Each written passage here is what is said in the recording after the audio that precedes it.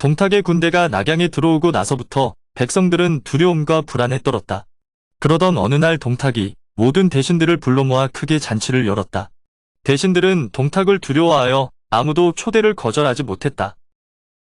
술잔이 몇 번 오가고 분위기가 무르익었을 때 동탁이 대신들 앞에서 큰 소리로 입을 열었다. 동탁은 지금의 소재를 폐위하고 진류왕을 황제로 추대하겠다고 했다. 대신들이 동탁이 무서워 감히 입을 열지 못하고 있을 때 누군가 반대하며 동탁을 꾸짖는 사람이 있었으니 다름 아닌 형주자사 정원이었다.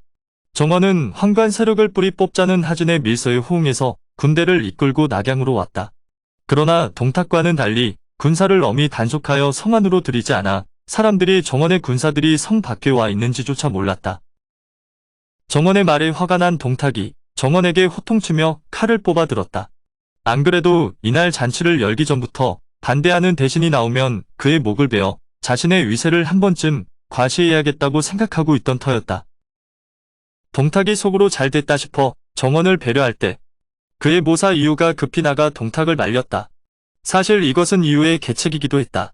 그런데 그런 이유가 자신을 말리니 동탁은 이상한 느낌이 들어 슬며시 칼을 거두었다.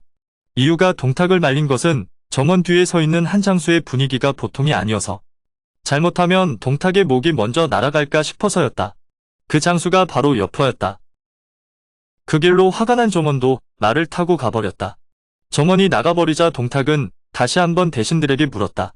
그랬더니 이번에는 노식이 정원을 이어 나서서 동탁을 꾸짖었다. 노식의 꾸짖음을 들은 동탁이 다시 크게 화를 내며 칼을 빼들었다. 그런데 이번에는 위랑팽백이 동탁을 말렸다.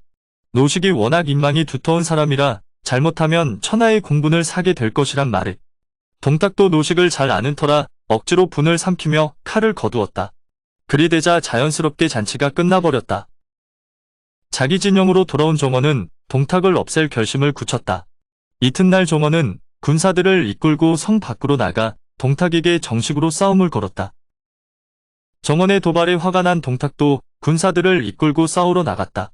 막상 싸움이 시작되니 여포의 기세가 엄청났다. 여포를 선봉으로 한 정원의 군세에 밀려 동탁이 크게 패하고 도망쳤다.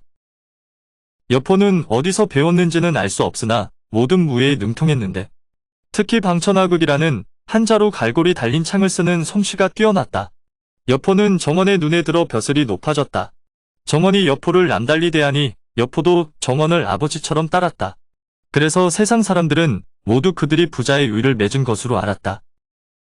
정원의 군세는 동탁에게 미치지 못했지만 여포가 워낙 용맹하고 강했다.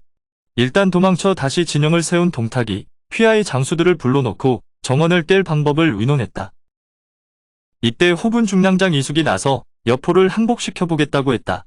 자신이 여포와 같은 고향 사람인데 여포는 용맹하기는 하나 꾀가 없고 대의보다는 이익을 쫓는 인물이니 자신이 한번 일을 만들어 보겠다는 것이었다. 동탁이 무엇을 해주면 되겠냐고 이숙에게 물었다. 이숙은 동탁이 가지고 있는 하루에 1000리를 달리는 걸로 유명한 적토를 달라고 했다. 그리고 금은보화를 약간 보태주면 될 것 같다고 했다. 동탁도 욕심이라면 세상 누구한테도 뒤지지 않는 사람이었다. 적토를 주는 것이 아까웠지만 천하를 얻고자 하는데 어찌 말 한마디를 아끼냐는 이유의 말을 이숙에게 적토와 예물을 주어 일을 진행시켜보라고 했다. 이숙은 예물을 점검한 뒤에 몰래 여포의 진영으로 찾아갔다. 여포는 자신을 찾아왔다는 고향형인 이숙을 별 생각 없이 만났다. 이숙은 자신이 동탁의 휘하에 있다는 말은 일단 숨기고 먼저 적토마부터 끌고 오게 했다. 여포가 적토마를 살펴보니 과연 명마였다.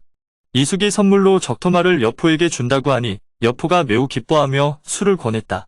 여포가 조금만 영리했어도 갑자기 고향형이라고 이숙이 찾아와서 자신에게 적토마와 같은 명마를 선물하는 것을 의심했겠지만 여포는 기쁘기만 했다. 이숙은 술자리가 무르익은 뒤에 슬슬 본론을 꺼냈다. 이숙이 여포의 양부인 정원에 관해 이야기를 꺼내자 여포의 표정이 별로 좋지 못했다. 사실 정원과 여포의 관계는 세상에 알려진 것처럼 그리 깊은 것이 아니었다. 정원이 여포를 아끼는 것은 틀림없지만 원래가 엄격하고 고든 성품이라 허물이 있으면 용서하지 않았다. 여포는 정원을 아버지처럼 따르기는 했으나 천성이 우직하고 지조가 없다 보니 엄격하고 고든 성품을 가진 정원에게 따스한 아비의 정을 느끼기보단 엄한 주인을 대하는 듯한 기분이 들 때가 많았다. 여포가 세상 사람들이 생각하는 것처럼 정원이 좋아서가 아니라 나가봐야 달리 갈 만한 데가 없어서 붙어있는 것이라고 이숙에게 본심을 털어놓았다. 여포의 말을 들은 이숙이 은근히 여포를 부추겼다. 좋은 새는 나무를 가려 깃들고 현명한 신하는 주인을 골라 섬기는 법인데 여포와 같은 능력을 갖춘 사람이 왜 정원 밑에 있느냐고 말하니 여포가 탄식했다. 그리고는 이숙에게 당대의 영웅이 누구인지 가르쳐 달라고 물었다. 이미 여포의 머릿속에는 정원은 안중에도 없었다. 여포의 물음에 이숙이 동탁에 관해 이야기했다. 그랬더니 여포가 탄식하며 이미 서로 창칼을 맞대고 싸운 사이에 자신이 찾아간들 받아주겠냐며 탄식했다. 여포의 사람됨은 진작부터 알고 있었지만 여포의 말을 듣고 이숙은 처음에 자기 귀를 의심할 지경이었다. 이숙이 조심스럽게 여포를 살펴보니 아무리 보아도 진심인 것 같았다. 그러자 이숙은 자신이 가져온 예물을 여포에게 주었다. 황금 1,000냥과 옥으로 된 허리띠를 보니 검소한 정원만 따라다닌 여포를 감탄시키기에 충분했다. 여포가 놀라 이숙에게 묻자 그때야 이숙은 자신이 동탁의 심부름을 왔다는 사실을 이야기했다. 여포가 조금만 생각이 깊은 사람이었다면 그 순간이라도 앞뒤를 헤아려 보아야 했다. 그러나 이미 적토마와 금은보화에 완전히 넋을 빼앗긴 여포는 이미 동탁에게 감동하고 있을 뿐이었다. 여포가 어떻게 동탁에게 보답해야 하느냐고 묻자 이숙은 동탁에게 넘어오라고 했다. 여포가 맨손으로 동탁에게 갈 수 있느냐고 물으니 이숙이 공을 세울 길은 손바닥 뒤집기보다 쉬운 것이 있으나 여포가 마음에 내키지 않을까 걱정이라고 했다. 아둔한 여포지만 그 말만은 금세 알아들었다. 여포는 이숙에게 내일 중으로 정원을 죽이고 동탁에게 가겠다고 약속했다. 이숙이 돌아가고 그날 밤 여포는 칼을 들고 정원의 군막으로 들어가서 한 칼에 정원의 목을 잘라버렸다. 여포는 피가 뚝뚝 떨어지는 정원의 목을 높이 쳐들고 자신은 이제 동탁에게 갈 것이니 딸을 자는 남고 그렇지 않은 자는 모두 떠나라고 큰 소리로 외쳤다. 그러자 정원의 군사들은 태반이 흩어져 제갈 길을 가버렸다.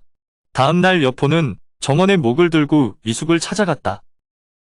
동탁은 기쁨을 감추지 못하고 반갑게 여포를 맞았다. 여포는 동탁의 환대에 자신을 버리지 않는다면 아버님으로 받들어 모시겠다고 했다. 이리와 승냥이에 잘 어울리는 감동적인 만남이었다.